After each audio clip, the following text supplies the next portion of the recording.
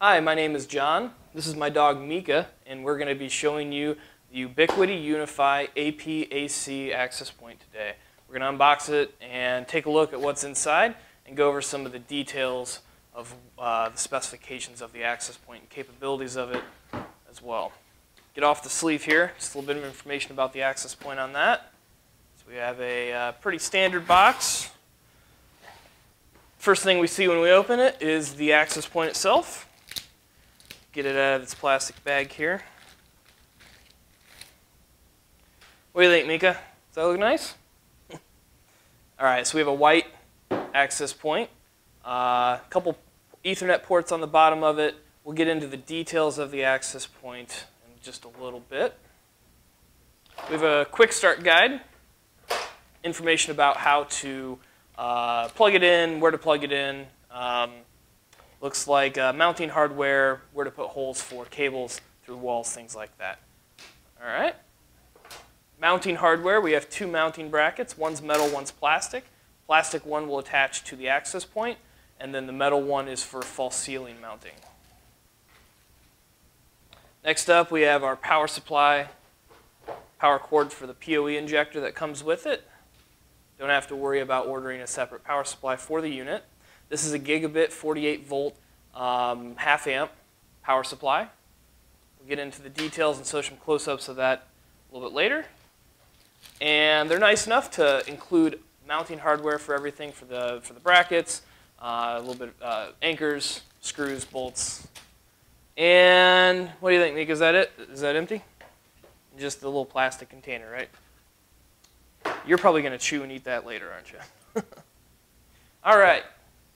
So that's it. That's what's in the box. We're going to get into some details of the access points and what its capability is, what frequencies it run on, and we'll do that right now. You good girl. You sat there just real pretty and nice, didn't you? Good girl. So now that we have the access point unboxed, and let's get into the specifics of what this thing can do. It is an 802.11ac access point, so it's got A, B, G, N, and of course AC, backwards compatible to all those, the previous standards.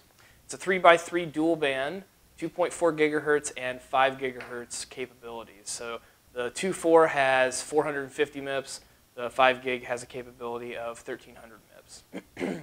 There's also two Ethernet ports on the back of it. Interesting thing to note about these, either Ethernet port can be used for power and also switching. So if you have your PoE injector, the PoE out, you can go into either one of the ports and it'll turn on and link up to your LAN via DHCP. Once you have an IP address in there, that's how you start management and get it hooked up to the controller. There's also a reset button on there, standard reset button. Hold it down for X amount of seconds and it'll reset the unit to factory defaults.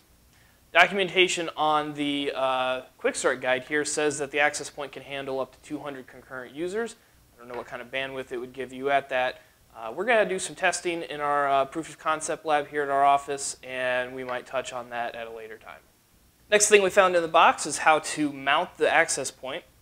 This plastic piece, very thin, is either how you're going to mount it to a wall, or you're also going to use this to mount to a false ceiling as well. These clips that are on the mounting bracket is actually how it attaches to the access point.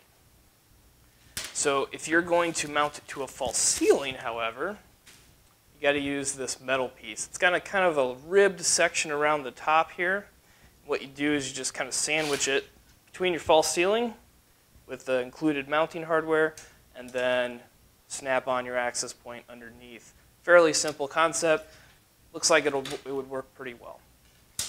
The last item that we found in our box was the PoE injector. This is a 48 volt half amp passive PoE injector that runs pretty simple concept here. We have power in, PoE out to the access point, and we have our LAN uplink back to the local switch. So you don't actually have to use this thing though. These access points do accept PoE and PoE plus, the standards 802.3AF and AT. So if you have a PoE plus switch already in place, you can just plug it directly into this, it'll link up, and you're on your way. I think that's all we have for you today. My name's John. This is my adorable dog Meeka, and hopefully she'll be able to join us on most of these videos if she can sit in this chair most of the time here. Again, we've been evaluating the UniFi UAP-AC, and we're going to be doing some other videos on it, how to provision it, get users set up, devices, and different types of authentication policies and methods that it has available for us. So watch out for those. If you have any comments or questions about this video, go ahead and leave them below, and we'll get back to you as soon as we can. Say bye, Meeka.